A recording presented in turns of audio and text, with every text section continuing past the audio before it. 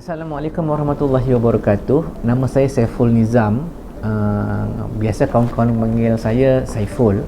Saya merupakan seorang perunding hartanah di Zima Values and Property Consultants. Sebenarnya tujuan saya membuat klip ini adalah untuk menerangkan apakah itu perunding hartanah. Apakah itu perunding hartanah? Sebabnya selalunya saya mendapat panggilan ataupun kawan-kawan bertanya kepada saya, apakah itu ejen hartanah, kan, apakah perbezaannya dengan broker atau freelancer dan sebagainya lah.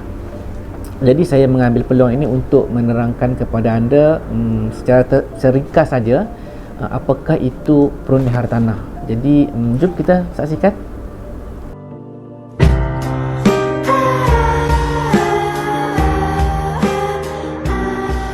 Warahmatullahi wabarakatuh. Skop perunding kerjaya hartanah ni tidaklah sesusah mana seperti yang difikirkan, tapi ianya tidaklah semudah mana. Jikalau mereka tahu tentang skop kerjaya mereka, mereka memahami kerja-kerja sales, mereka memahami kerja-kerja rundingan, pada saya itu kelebihan untuk mereka cepat dan berjaya di dalam kerjaya ini.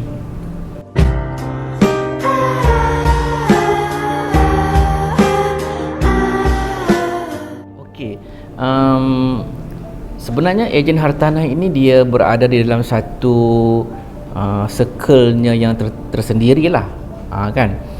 Dia menjadi satu pihak yang berada di tengah-tengah merunding dengan banyak pihak, antaranya seperti peguam, dengan pihak bank, dengan pihak pembiayaan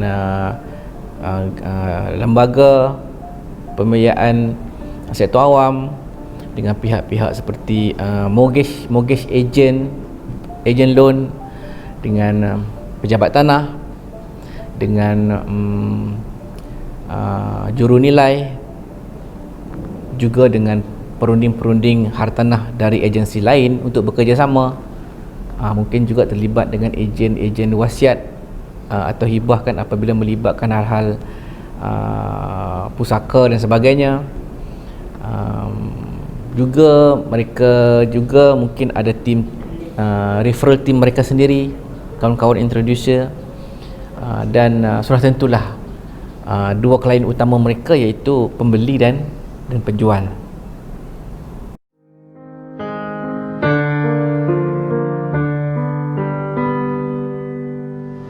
Okey, biasa orang sebut ejen hartanah, kan.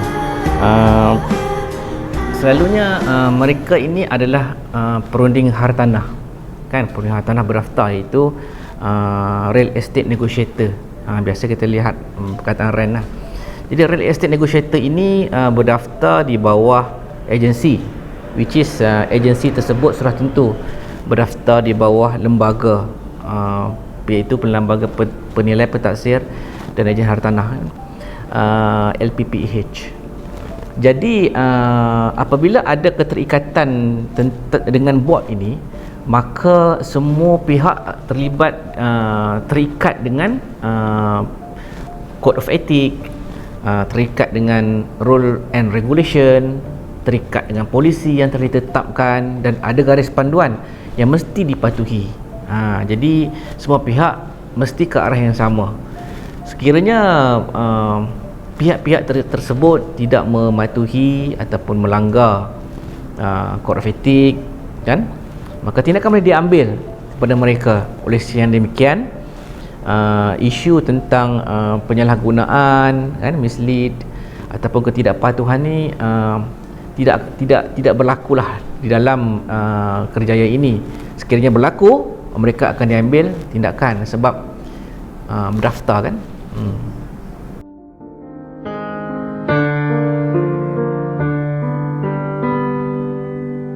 Okey, skop kerja perunding hartanah ini seperti yang orang tahu ni, kerjanya adalah menjual lah hartanah, kan. Itu yang biasa orang tahulah.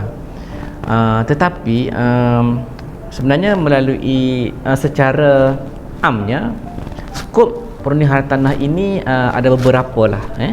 Secara amnya pertama, seorang perunding hartanah mestilah dia boleh memberi khidmat nasihat lah kepada kliennya.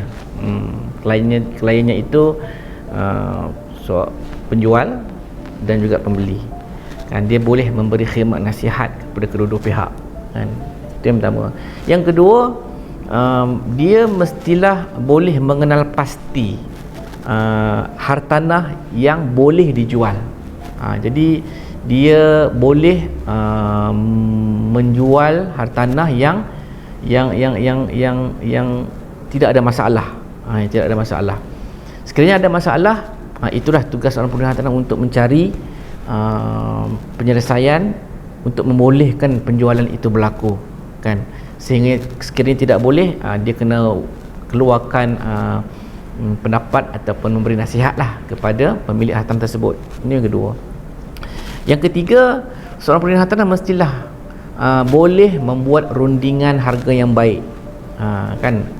Membuat rundingan harga yang boleh menjayakan transaksi tersebut, kan, antara penjual dan pembeli. Ini pun salah satu skop kerjanya lah, ya. Yang keempat, boleh menerangkan kepada pembeli dan penjual masing-masing tentang tanggungjawab masing-masing untuk dilaksanakan. Jadi kalau kita lihat, sebenarnya secara amnya perunding hartanah ini dia consult untuk menjayakan satu-satu transaksi hartanah, kan, antara penjual dan pembeli.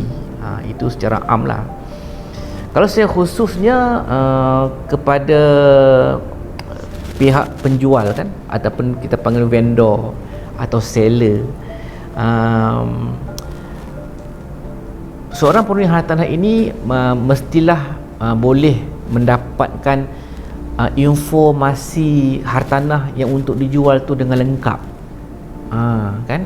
Maksudnya info listing tersebut, info hartanah yang nak dijual itu, mestilah perunding hartanah ini berjaya mendapatkannya dengan lengkap dan tepat lah, supaya maklumat yang disalurkan, dipasarkan itu betul, kan.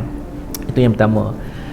Yang kedua, perunding hartanah ini juga dia mestilah membuat study ataupun homework tentang latar belakang hartanah tersebut, tentang bila dibina, bila diusahakan oleh pemaju mana, kan, ada tak tentang kisah latar belakang di sebalik pembinaan tersebut. Mungkin ada developer lama telah pun winding up, kan, taken over by pemaju baru dan sebagainya. Jadi sejarah ini menjadi satu informasi yang mesti ada pada seorang perunding hartanah. Jadi dia kena buat sedikit homework lah, kan.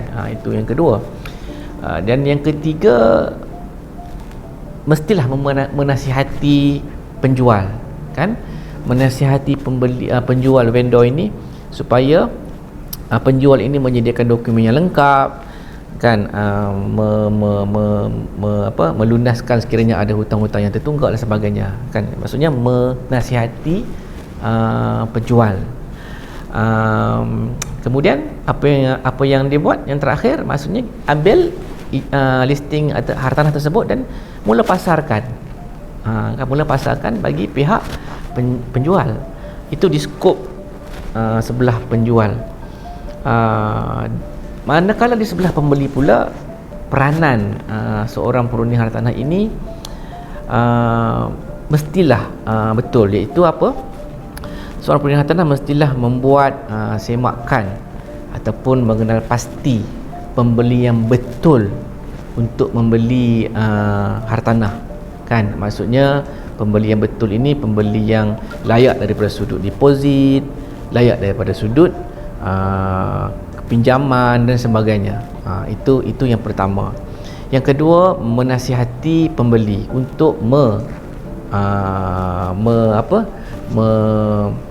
menyediakan maksudnya tanggungjawab pembeli lah, itu menyediakan documentation sebelum dibuat pembiayaan dan sebagainya. Itu tanggungjawab di sebelah pembeli lah. Jadi perundian hartanah ini menjadi satu entiti bagi kedua-dua pihak, pembeli dan penjual. Itu sebenarnya skop utama seorang perundian hartanah. Kan selain daripada itu, perundian hartanah ini juga menyediakan bantuan-bantuan daripada sudut guaman, kan, guaman, dan juga daripada sudut pembiayaan kepada pembeli. Ini sebagai value added ataupun support service kan kepada pembeli, kan, menyediakan ekstra bantuan daripada sudut itu. Maka itulah tentang skop perundian hartanah yang sebenarnya, selain daripada memberi awareness, memberi informasi kepada masyarakat tentang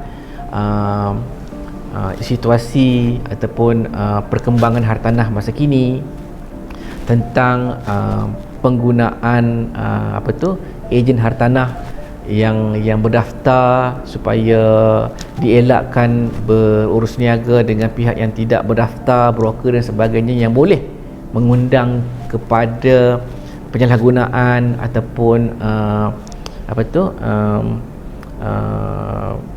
kecurian keuangan lah kepada pihak klien masing-masing. Jadi itu tanggungjawab utama dan tanggungjawab sampingan seorang perundian hartanah.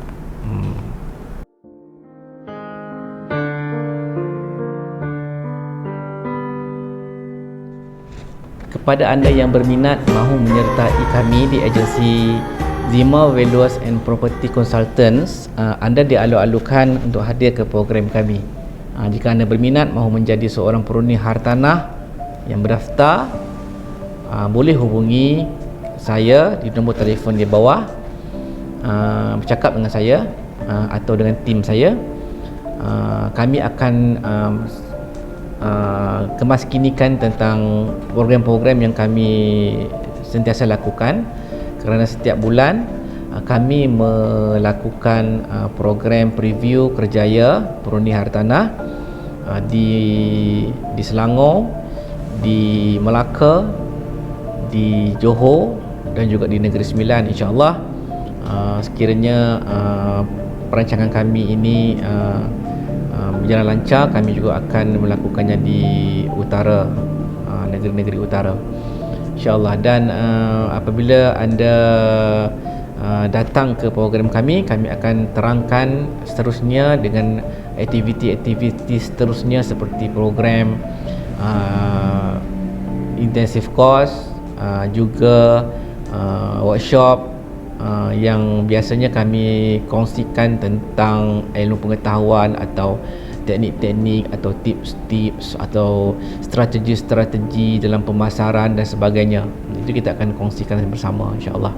Jadi bagi anda yang berminat mahu menyertai dan menjadi seorang perundian hartanah berdaftar, sila hubungi kami di talian di bawah. Terima kasih, sehingga kita berjumpa lagi. Assalamualaikum warahmatullahi wabarakatuh.